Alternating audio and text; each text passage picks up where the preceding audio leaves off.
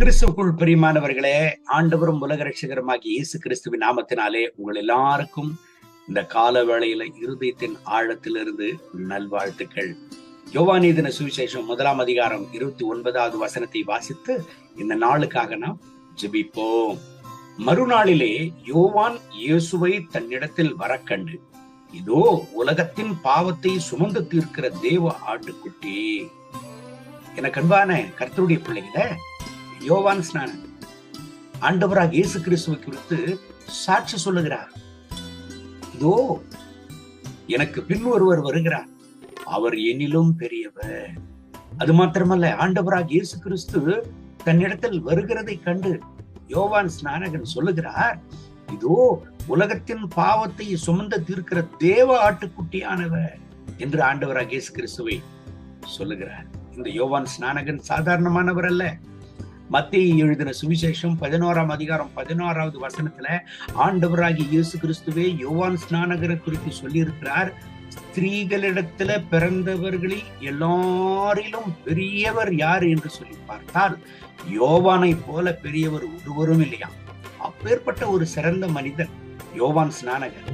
அவர் சாட்சி சொல்லுகிறார், இதோ உலகத்தின் பாவத்தை சுமந்து தீர்க்கிற தேவ ஆட்டுக்குட்டி, அவர்தான் ரட்சகர், அவர்தான் உலகத்தின் பாவத்தை சுமந்து தீர்க்கிற தேவ ஆட்டுக்குட்டி என்று பெரிய சாட்சியை கூறுகிறார். ஆமாங்க, ஆண்டவராக இயேசு கிறிஸ்து யார்? அவர் ரட்சகர், மனிதர்களுடைய பாவத்தை சுமந்து தீர்த்தவர். மத்தேயு எழுதின சுவிசேஷம் 11:28 சொல்லுகிறது, வருத்தப்பட்டு பார சுமக்கிறவர்களே, நீங்கள் எல்லாரும் என்னிடத்திற்கு வாருங்கள் என்று சொன்னார். அது மாத்திரமல்ல, ஏசாயா தீர்க்கதரிசன புஸ்தகம் 53ஆம் அதிகாரத்தை வாசிப்போமானால், ஆண்டவராக இயேசு கிறிஸ்து கல்வாரி சிலுவையில நம்முடைய பாவங்கள் எல்லாம் சுமந்திருக்கிறாரு. எனக்கு அன்பான கர்த்தருடைய பிள்ளைகளை, 1 பேதுரு 2:24 சொல்லுகிறது, நம்முடைய பாவங்களையும் நம்முடைய வியாதிகளையும் அவர் சுமந்தாரா. அவரை குறித்து யோவான் சாட்சி சொல்லுகிறார் பாருங்க, இதோ உலகத்தின் பாவத்தை சுமந்து தீர்க்கிற தேவ ஆட்டுக்குட்டியானவர். இந்த கால வேளையில எனக்கு இருக்கிற கர்த்தருடைய பிள்ளைகளை, இந்த உலகத்துல பிறந்த ஒவ்வொரு மனிதனுக்கும் இயேசு ரட்சகரா இருக்கிறார். அவர் எல்லா மதத்தில் உள்ளவர்களுக்கும் ரட்சகர். ஆண்டவராக இயேசு கிறிஸ்து மதங்களுக்கு அப்பாற்பட்டவர். Is a God for all mankind. ஆண்டவராக இயேசு கிறிஸ்து அவர் மனிதனாக பிறந்ததினாலே அவர் மனிதன் அல்ல. ஆண்டவராக இயேசு கிறிஸ்து சாதாரணமானவர் அல்ல, அவர் ரட்சகர்.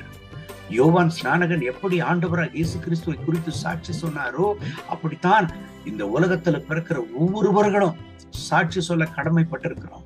இந்த வார்த்தைகளை கேட்கிற எனக்கு அன்பான கர்த்தருடைய பிள்ளைகளை, நீங்கள் படித்தவர்களா இருக்கலாம், படிக்காதவர்களா இருக்கலாம், நீங்கள் வேலை செய்யலாம் அல்லது வீட்டில் இருக்கிறவர்களா இருக்கலாம், நீங்கள் யாரா இருந்தாலும் ஆண்டவராக இயேசு கிறிஸ்துவை குறித்து அவர் தான் ரட்சகர் என்று சாட்சி சொல்லணும். இன்றைக்கும் அநேக கிராமங்கள்ல தெருவுகள்ல பார்க்கிற பொழுது அநேக பேர் கைப்பிரீதிகளை சுமந்து கொண்டு அநேக பேருக்கு பகிர்ந்து கொடுப்பாங்க. காரணம், இயேசு ரட்சகர். நானும் காலேஜ் படிக்கிறதான நேரத்துல 1997 PVKN டிகிரி காலேஜ்ல நான் டிகிரி படிக்கும் பொழுது ரட்சிக்கப்பட்டேன். நான் ரட்சிக்கப்பட்டு உடனே ஆண்டவர் எனக்கு ஒரு நல்ல ஒரு தருணத்தை கொடுத்தார், ஒரு பாரத்தையும் ஒரு அழைப்பையும் கொடுத்தார். ஆண்டவர் அவருடைய நாமத்தை குறித்து அறிவிக்கிறதான அந்த மகத்துவமுள்ள பாக்கியத்தை எனக்கும் தந்தார். நான் படிக்கிற அதே காலேஜ்ல எல்லாருக்கும் கர்த்தருடைய சுவிசேஷத்தை அறிவிக்கும்படியாக ஆண்டவர் எனக்கு கிருபை செய்தார். என்னோடு கூட படிக்கிறவர்களுக்கு, என் சுற்றுப்புறத்தில் இருக்கிறவர்களுக்கு, நான் பஸ்ல போகும்போதும் வரும்பொழுதும் அந்த பஸ்ல எல்லாருக்கும் கைப்பிரதிகளை கொடுப்பேன். அது மாத்திரமல்ல, நேரம் இருக்கும் பொழுதெல்லாம் ஒவ்வொரு கிராமமாக சுற்றி கைப்பிரதிகளை கொடுப்பேன். ஆண்டவராக இயேசு கிறிஸ்து ரட்சகர் என்று எழுதப்பட்டிருக்கிறதான கைப்பிரதிகளை கொடுப்பேன். பெரிய ஆண்டவர் கொடுத்த தருணம். இந்த உலகத்துல ஆண்டவராக இயேசு கிறிஸ்து ரட்சகராக இருக்கிறார் என்று அறிவிப்பது சாதாரணமானதல்ல. எனக்கு இருக்கிற என் அன்பு கர்த்தருடைய பிள்ளைகளை, நீங்கள் ஆண்டவருக்கு எதையாவது நீங்கள் கொடுக்கலாம், ஆனால் அவரை குறித்து நீங்கள் சொல்லுகிற சாட்சி இருக்கிறது பாருங்க, அவரை குறித்து நீங்கள் பகிர்ந்து கொள்ளுகிறதான நற்சாட்சி, அவர் தான் ரட்சகர், அவர் தான் ரட்சகர் என்று நீங்கள் கொடுக்கிற சாட்சி இருக்கிறது பாருங்க, அதற்கு சிறந்தது வேற ஒன்றுமே இல்லை. யோவான் எழுதின சுவிசேஷத்துல ஆண்டவராகிய இயேசு கிறிஸ்துவே சொல்லி இருக்கிறாரு, நானே வழியும் சத்தியமும் ஜீவனமாக இருக்கிறேன் என்று சொல்லி. இந்த உலகத்துல பிறந்த எந்த மனிதனும் ஒரு நாள் இறக்க வேண்டும்.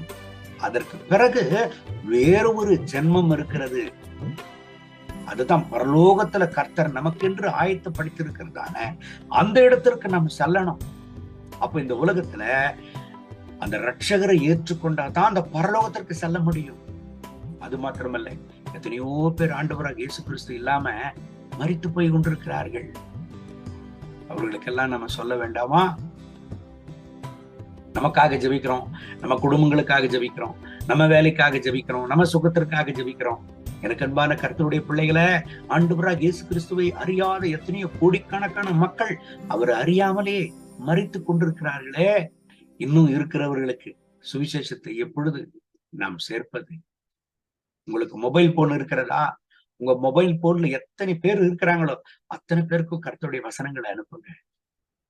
உங்களுக்கு என்னென்னவெல்லாம் பப்ளிக் மீடியா இருக்கிறதோ அத்தனையிலையும் ஆண்டவராக இயேசு கிறிஸ்து ரட்சகர் என்கிற சுவிசேஷத்தை அறிவியுங்கள். காரணம், அவர் சீக்கிரமாய் வரப்போகிறார். அவர் சீக்கிரமாய் வரப்போகிறார். அவர் விரும்புகிறது என்ன தெரியுமா? சர்வ சிருஷ்டிக்கும் உலகமெங்கும் போய் சர்வ சிருஷ்டிக்கும் சுவிசேஷத்தை பிரசங்கியுங்கள் என்று சிஷ்யர்களுக்கு அந்த கட்டளை கொடுத்திருக்கிறார். அந்த கட்டளையை நமக்கும் கொடுத்திருக்கிறார். அவருடைய சுவிசேஷத்தை அறிவிப்பது தான் ஒரு மேன்மையான காரியம். இந்த உலகத்திலேயே ஒரு சிறந்த கர்த்தருடைய பணி என்னவென்று சொன்னால், ஆண்டவராக இயேசு கிறிஸ்து ரட்சகராக இருக்கிறார் என்று அறிவிப்பது தான். சகல நாவுகளும் ஆண்டவராக இயேசு கிறிஸ்துவுடைய நாமத்தை முழங்க வேண்டும். சகல முழங்கால்கள் அவருக்கு முன்பதாக முடங்க வேண்டும். காரணம், அவர் தான் ராஜா, அவர் தான் ஆண்டவர். எனக்கு அன்பான கர்த்தருடைய பிள்ளைகளை, இந்த நாளில ஒரு தீர்மானத்தை எடுப்போமா? ஆண்டவருடைய சுவிசேஷத்தை நான் பறைசாற்றுவேன். யோவான் ஸ்நானகன் பிரசங்கித்தார், இவர் தான் உலக பாவத்தை சுமந்து தீர்க்கிற தேவாட்டு என்று. ஆமாங்க, இந்த கால வேளையில கூட ஒரு தீர்மானத்தை எடுப்போமா? எனக்கு தெரிந்தவர்களுக்கெல்லாம் நான் சுவிசேஷத்தை சொல்லுவேன். என் நண்பர்களுக்கு சுவிசேஷத்தை சொல்லுவேன். என் இனத்திற்கு, என் ஜனத்திற்கு சுவிசேஷத்தை சொல்லுவேன். என்னால முடிந்த அளவுக்கு கர்த்தருடைய சுவிசேஷத்தை சொல்லுவேன். என்னால முடிந்த அளவுக்கு கர்த்தருடைய சுவிசேஷத்தை நான் பறைசாற்றுவேன், சுவிசேஷத்தை சொல்லுவேன்.